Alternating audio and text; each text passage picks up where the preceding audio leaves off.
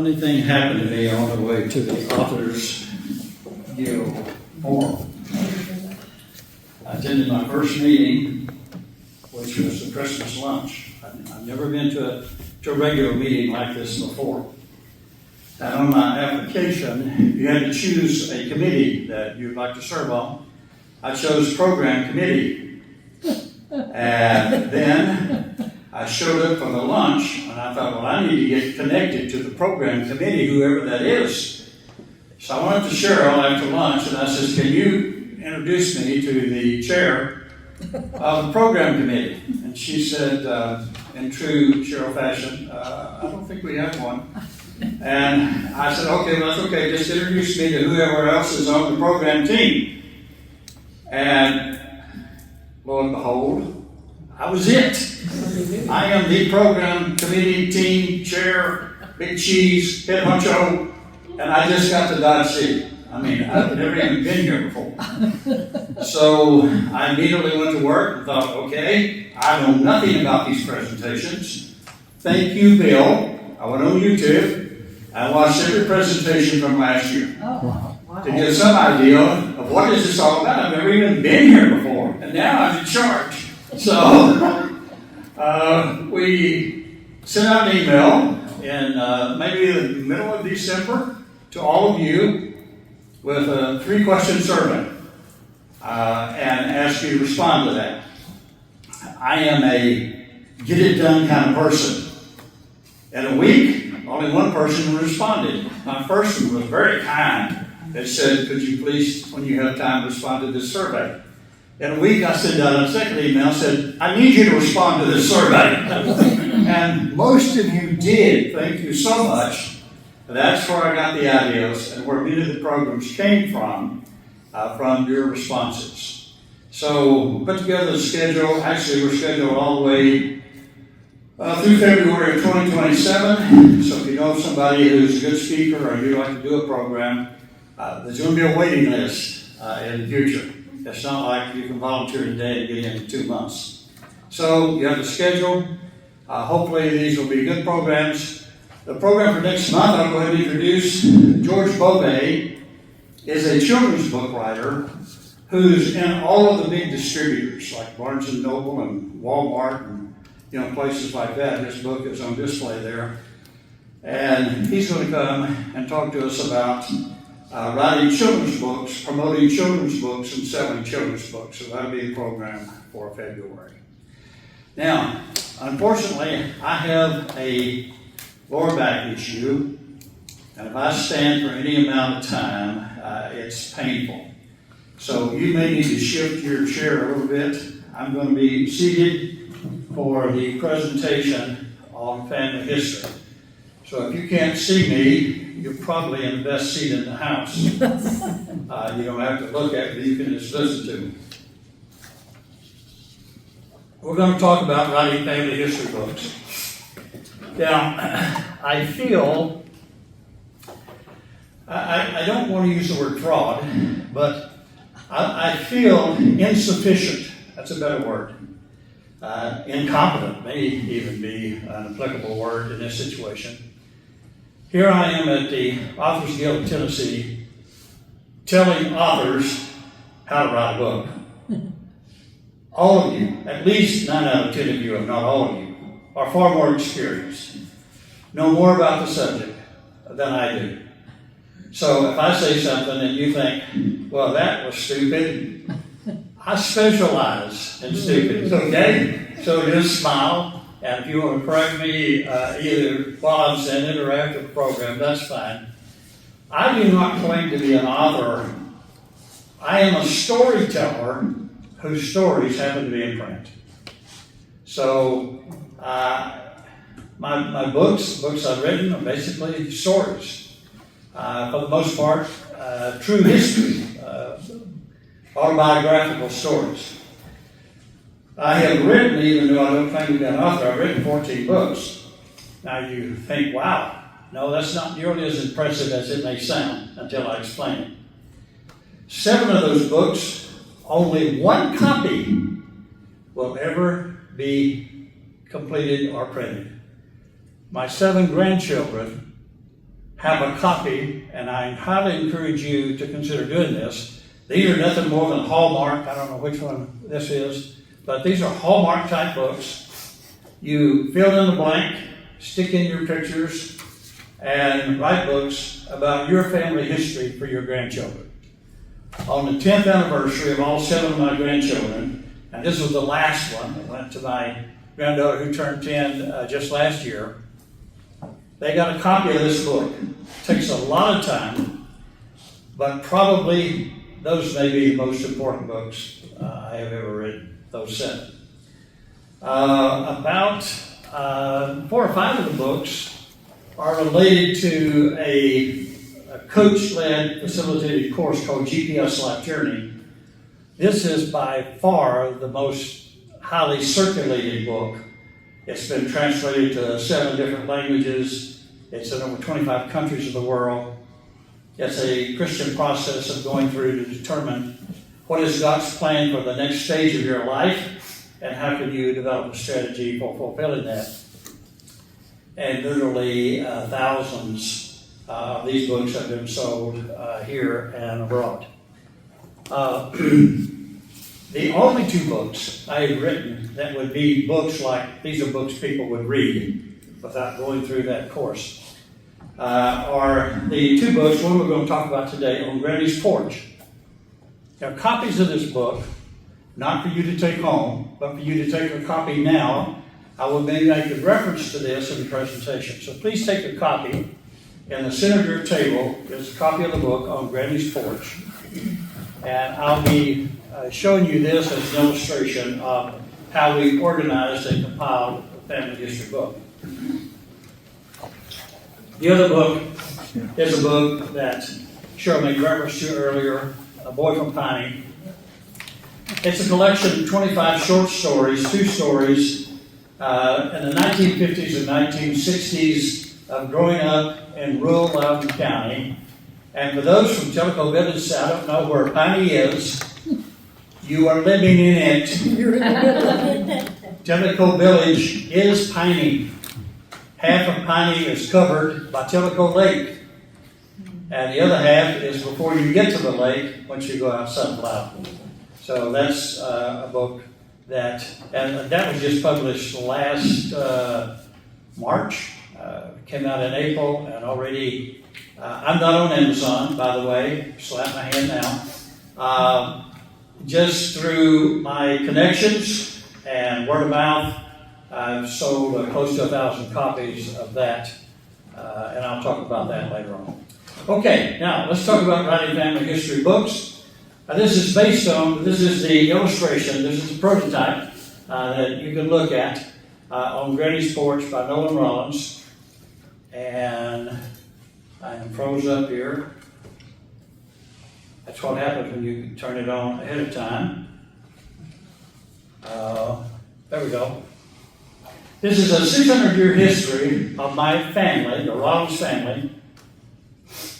I'm from England, approximately 200 years in England, to New England, specifically New Hampshire, 200 years, and then to Tennessee for 200 plus years, tracing ancestors back from 1425 in Suffolk, England, to today.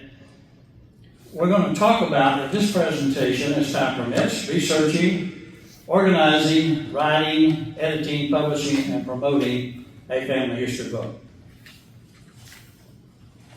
I do not know how to sell books. I don't write books to sell books. I write books to tell my story. So that makes it a little different for me. And it's target audiences that I'm connected to. For example, if you write a family history book, you think, well, I'm going to write a family history book and make a lot of money. Probably not, unless you're a very famous family. Very limited audience for a family history book. I did not write this book with any intention of making money. As a matter of fact, most of these I have given away. Your primary target is your extended family, and I happen to be fortunate enough with over 200 years, almost 300 years of history, family history in Loudoun County, to have extended family connections that a lot of books have gone out to family and extended family. For example, I did a presentation at the Greenback Heritage Museum December the 30th on Tuesday, just a week or so ago, and discovered that every person in the room except one I was kin to. I had 7 different family name connections. Joe, don't get scared. I may even be kin to you. I'm wondering that right now. Yeah, and the Rollins, the Petersons, the Caves, the Thompsons, the Brights, the Jacksons, and probably 1 or 2 more that I can't remember right now, are all families that I was kin to in Greenback and Morganton years ago. So, again, it's based on the book, Granny's Porch, published in 2020. It was my COVID project. I'm a guy telling people I can do anything except nothing. And when COVID hit and I looked at my calendar, all of a sudden I am faced with nothing. So I thought, this is the time to do the old family history project. So I spent most of 2020 early researching and then publishing this book and revised it just this past December. And that's the cover. You have a copy of it in your hand. Most of the history that I cover in this particular book is not based on research. Now, a lot of it, the England part, of course, the New Hampshire part is based on research. And I'll talk about how I did that research and how very easily I got that information by being connected to one particular person, researcher, who got all that for me. But the years in Loudoun County come basically from this family, Francis Marion Rollins Jr. and Dorothy. I've never heard anybody named Dorothy before, and I never heard her called Dorothy once in my life. She was Granny. Everybody called her Granny, even people outside the family called her Granny Rollins, who lived in the area for since 1866. Francis Marion Jr. was born 1 year after the Civil War. Francis Marion Rollins Sr. came home from the Civil War, and Jr. was born 1 year later. Now, I have what I call a corny tale. I'll tell a couple of stories about this if time permits. In 1960, I was a 10-year-old boy, and on Granny's porch, the picture you see here, the swing on an old porch, it was named after, this is where the Rollins family did family. There was nobody owned a house large enough for all of these connections, extended family to get in. So we would gather on Granny's porch and in Granny's yard, and where you described, Cheryl, if you go to the end of Ritchie Road and you turn left, that's Vonore Road, and Vonore Road will dead end shortly in the Tellico Lake. This house on Granny's porch sat on the corner of Watkins Road and Vonore Road, and that whole farm on that hillside was the Granny Rollins farm. I was sitting in that swing on that porch in the summer of 1960. I remember this pretty clearly. I didn't have a lot of conversations with Granny Rollins. I mean, I visited her many times. But when Francis Marion, my great-grandfather, died in 1953, my family, 7 siblings, lived in the next house up the road from Granny Rollins, her farm. Somebody had to stay with her at night because she was afraid to be alone at night. And it started with my oldest brother, then next, and finally came to me, brother number 4. And unfortunately, by the time sitting on Granny's porch and staying overnight with her was only 18 days, because my grandmother died on June 10. My great-grandmother, Granny, died on my birthday, June 28, in 1960. And from the time my grandmother died, my brother, who was staying with Granny, went to stay with my grandfather, who was now alone. So it was my turn to stay at Granny's. Anyway, I'm sitting on the porch. And I said, Granny, tell me what life was like 70 plus years ago when you married Francis Marion and came to this area. And she said, I can describe it in 2 words. Backer, she didn't say tobacco. If you're from Pioneer, this area, you recognize that. Backer and corn. Well, we all knew tobacco was the only real cash crop. There's a chapter in the book, Boy from Piney, that describes our love-hate relationship with tobacco. We hated it because it was dirty, hard work. We loved it because it kept us alive. Mm-hmm. And in there's a quote that says, people will tell you tobacco will kill you.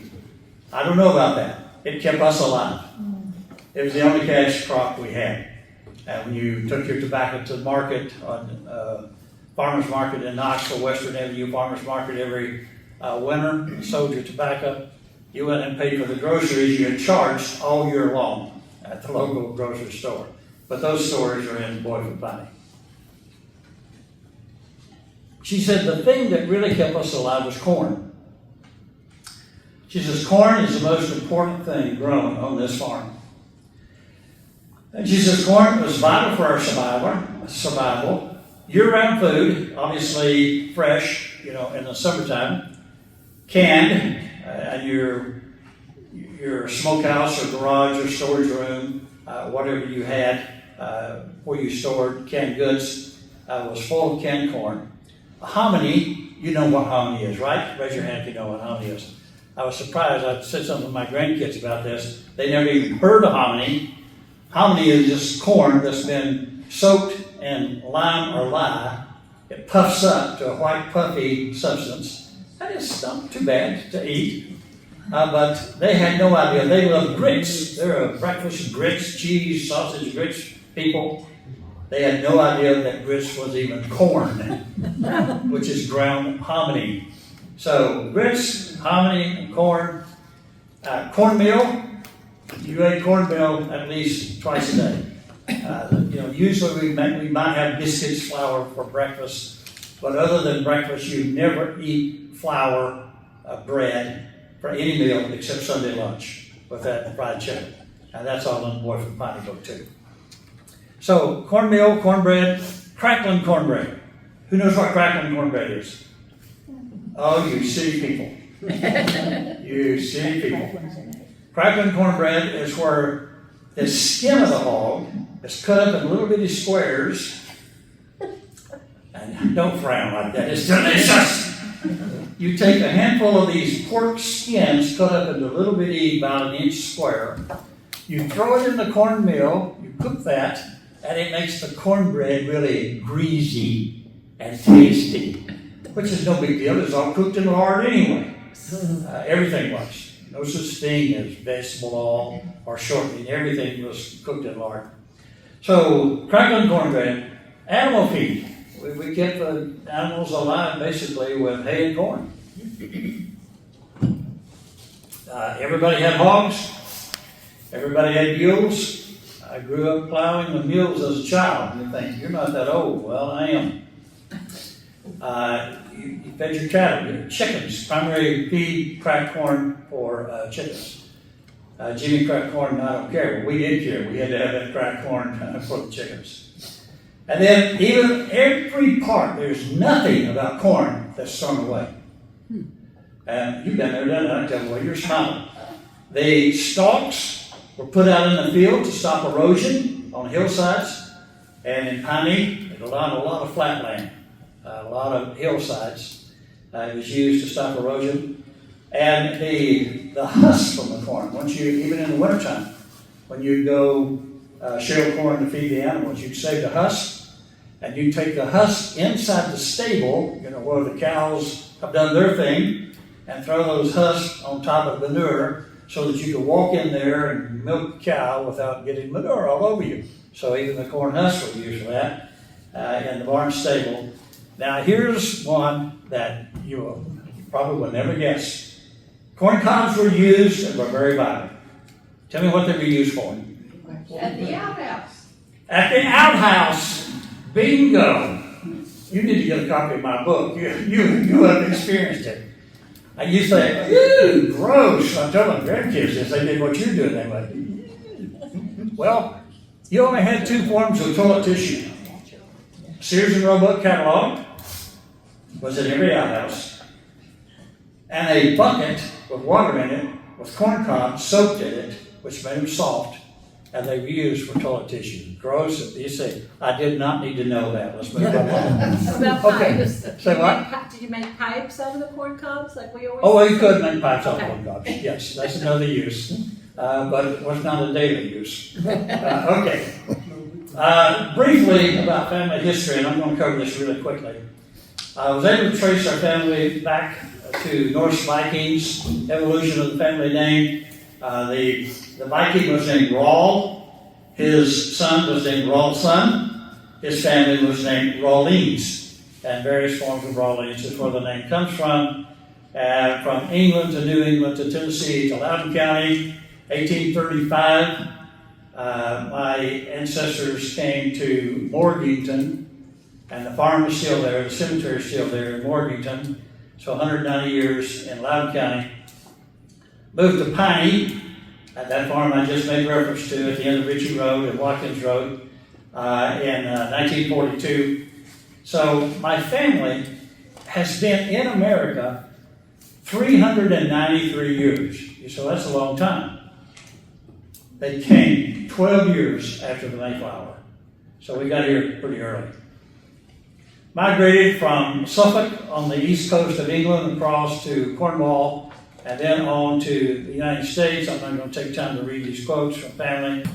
The last name on this list, James and Sarah Rollins and James and Hannah Rollins, came from England to Ipswich Bay, Massachusetts, just north of Boston, in 1632, 12 years after Plymouth Rock and the Mayflower. Went straight north to where you see Rollinsford, which is a city still there on the river between New Hampshire and Maine today, and established where early James Rollins family was one of the first white settlers in Stratford County, New Hampshire. No villages, no stores, no houses. When they arrived, everything had to be cleared and built. In an effort to use the time wisely, I'm not going to read. I was going to have you turn to page 22 and read a description that's given in a book published in 1784 of the Rollins family, but I'll pass on that. I will tell this story. There's a question in the book: how did they survive protected, living in Indian territory? The only people who lived there were Indians. And Alice Rollins, one of the early generations, was down on what is now called the Salmon Fall Rivers. It was then called the Piscataqua River, which means river of rapid water, rapid flowing water.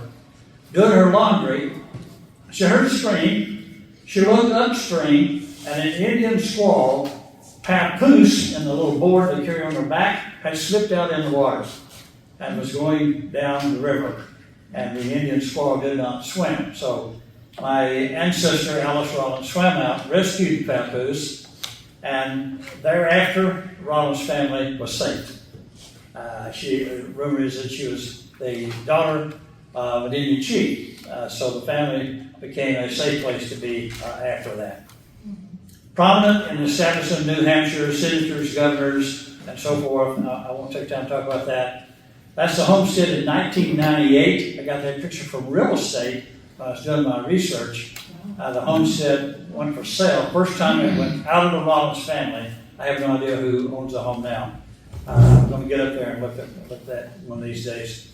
And then these are the Rollinses that came to East Tennessee. I'm not going to talk about that. I want to get to, I've already talked about Boy from Piney.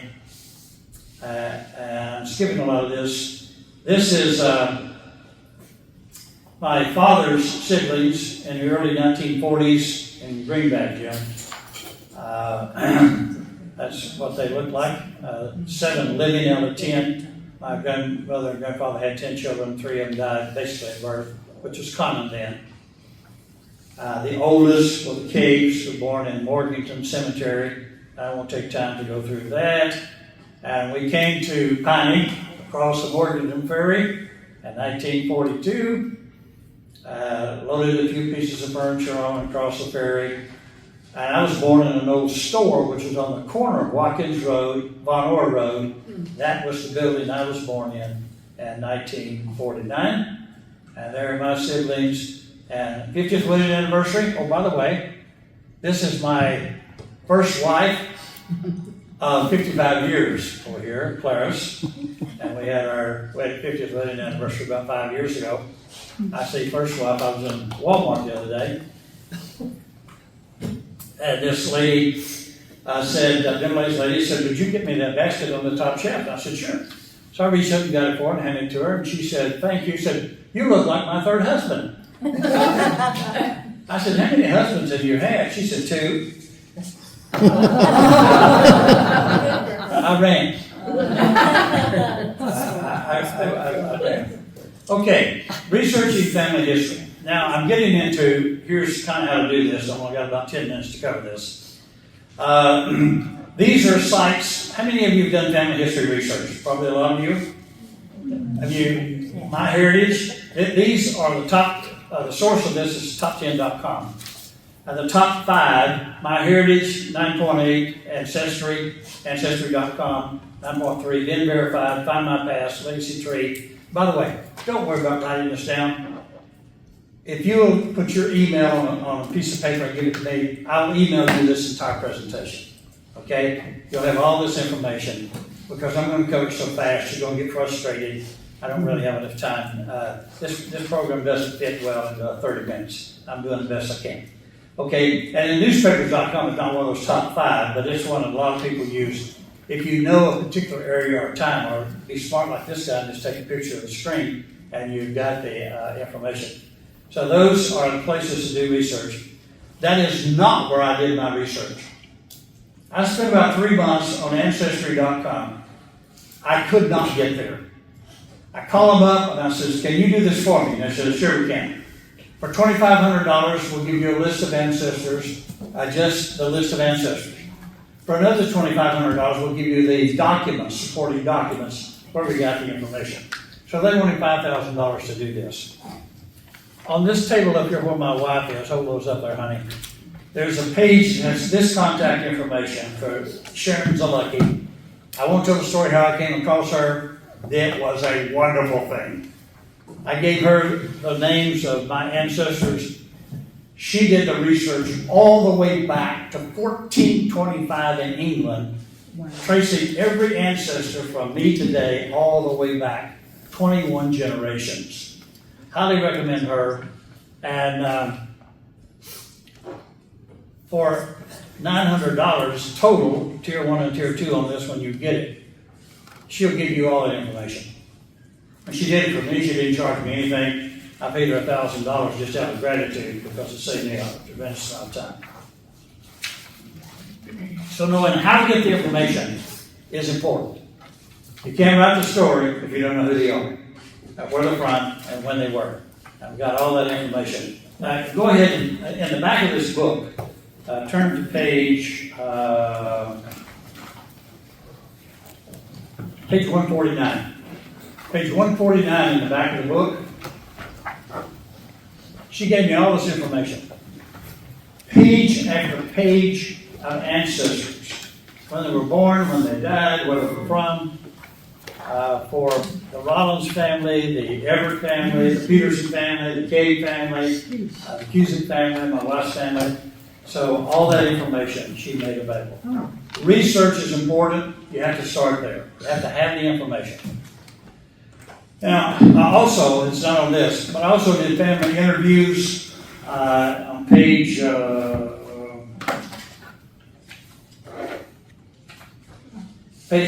in front of the book.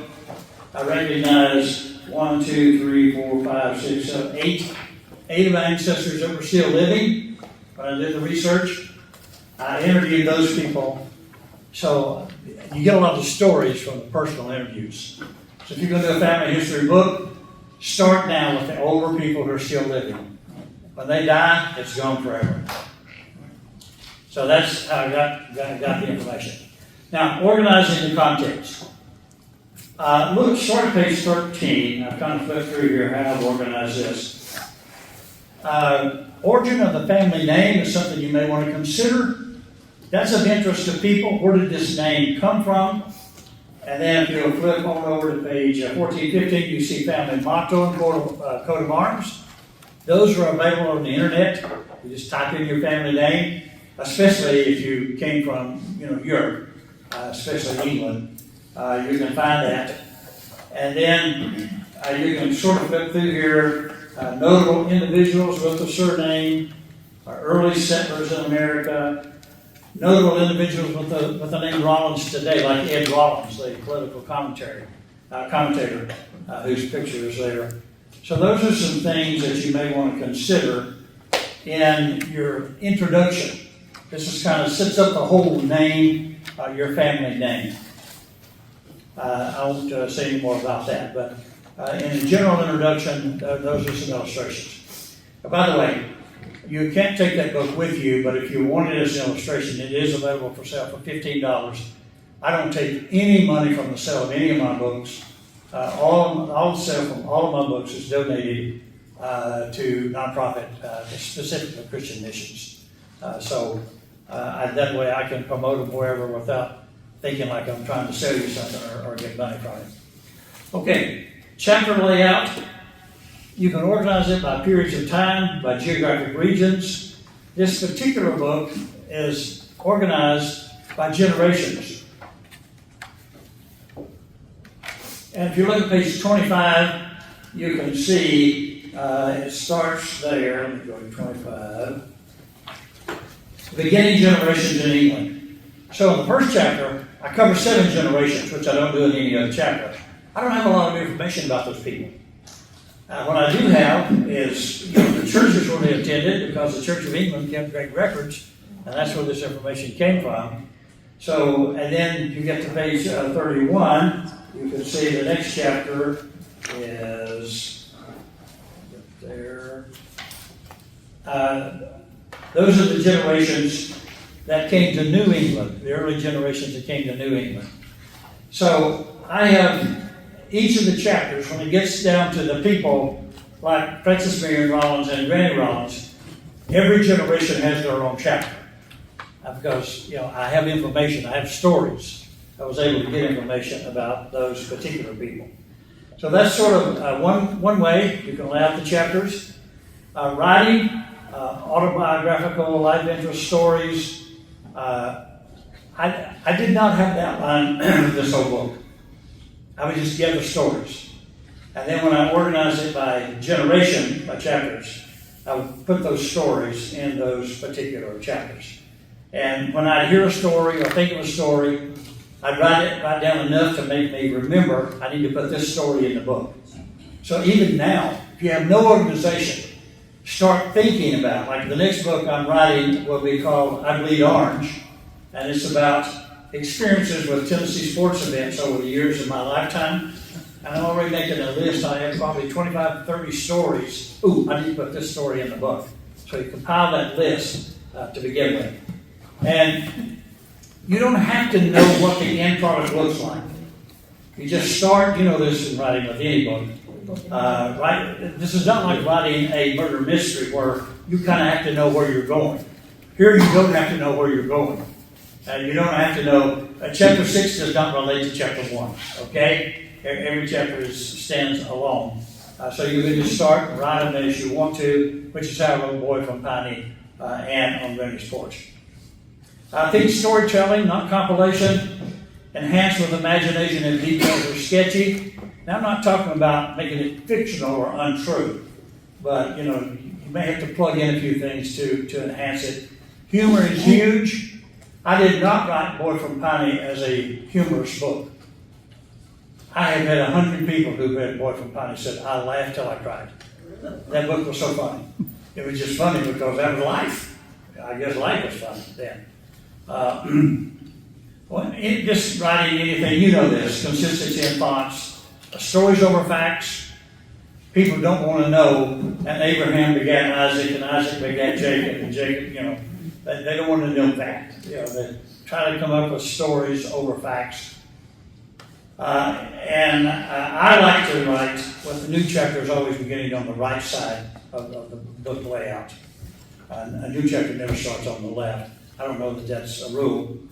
Forget about editing until later. If you try to edit as you go, you'll get bogged down. Just write it, that comes later. Photos, there's over 100 photos in the Boy from Piney book. There's probably that many in Granny's porch. Photos are important. A photo definitely is worth 1,000, picture's worth 1,000 words. Editing. When you get to editing, make sure you have consistency in format and fonts and margins and spacing, etc. How many of you use Grammarly? Anybody use Grammarly in here? Oh, I love that. It's free. When I download that on my computer, when I write an email, it edits my emails. I love it. Grammarly, that's worth the price of admission today if you don't have an editing program. There is an edition you can pay for. And sometimes it'll suggest, here's a better way to say this. And I look at the better way and I think, no, that's not me. I'm going to say it the way I say it. You don't have to do what they say, okay? So Grammarly, multiple proofreaders, you know this, you cannot proofread your own writing. You read what you thought you wrote, which you didn't. So I have 3 English teachers, thankfully, in my family. One who's a PhD in English, who was one of my proofreaders. Options for printing, you know about Amazon. I don't use Amazon because I'm not trying to sell money, and I'm not trying to make Amazon rich. First book I did on Amazon, and I discovered Amazon gets a little money from this. I get nothing. Basically the amount that comes to me is little to nothing. So I just don't use it. I have my own website. People say, well, I went to Amazon, couldn't find your book. I say, go to boyfrompineymissions.org. I put my own website up. You can order the book just like you can order on Amazon credit card. You can order it on my website. So you may want to consider doing your own website to promote your books. You can use the publishing. How many of you use a publishing house? Wow, I'm surprised. Just a couple? 3? Okay. Okay, 4 or 5 then. And I looked at that, and again, I'm not being negative that I just decided to self-publish. Everything, all of my books are self-published and printed by a printer in Atlanta, which does cover design is done by Cover Design. You can go on. This is a person who prints all of my books. Trinity Press, it's a Christian printer. For example, they just reprinted this book. The original was a hard copy. In the reprint, I went to this because it's so much easier if you're just reading the book, this is fine. But if you're opening and closing, going back and forth, these pages don't fall out like a hardbound book. I mean a hard spine book. So they just printed this book. $9 a copy to print this big book. I like this. Boy from Piney. Hold that Boy from Piney book up there, Barbara. Thanks. It's a pretty good size paperback. That's basically $6 book to print. So if you sell it for $15, you got a big margin in there, and the publisher and Amazon's not getting all your margin. So that's the printer I use. This is the cover design. She did the covers for all my books. All these cover designs were done by Esty Murphy. She's a stay-at-home mom, lives in Naples, Florida. $45 an hour. Every cover design I've never done a cover design that cost me $100. She could do it in less than 2 hours. So that's where covers come from. Promoting extended family is the main place to promote a family history book. Book signing, social media, historical societies, local museums, assisted living facilities. I have 16 speaking engagements in the last 10 months at libraries, like the Telco Village Library, and assisted living facilities. Come up with some topics. Like, for example, I just sent 3 assisted living facilities. I said, hey, I can speak to your folks on these 3 subjects. One was growing up in rural Loudoun County. These were in Loudoun County. Growing up in rural Loudoun County in the 1950s. Well, people in there can relate to that. That's when they grew up.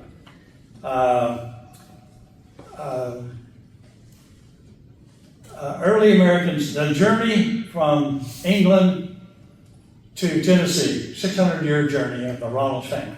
So come up with some subjects that relate to what you're talking about. Send it to these social directors at assisted living facilities, libraries, and they're looking for people to come and speak. Okay, is Kurt Young here? Any chance? Kurt Young sent me an email, has a marketing program for family history, correct? Talk to Kurt. I've not had the opportunity to talk to Kurt yet about how to market family history books, but I'm talking about stuff that I don't know a whole lot about. Kurt's probably the expert on this subject. Okay, I'm past time. I'm done. Any quick questions, I'll be happy to entertain them, but I don't believe in going over. And I'm already 3 minutes after 12. Well, I see in the book, obviously, there are lots of Rollins spelled different ways and so on. Yes. Is it your contention, or is it a fact that all the Rollins are related somehow? They are. Or are there different Yeah. Rollins not related? Yeah, one common way name spelling changed is people who came to Ellis Island.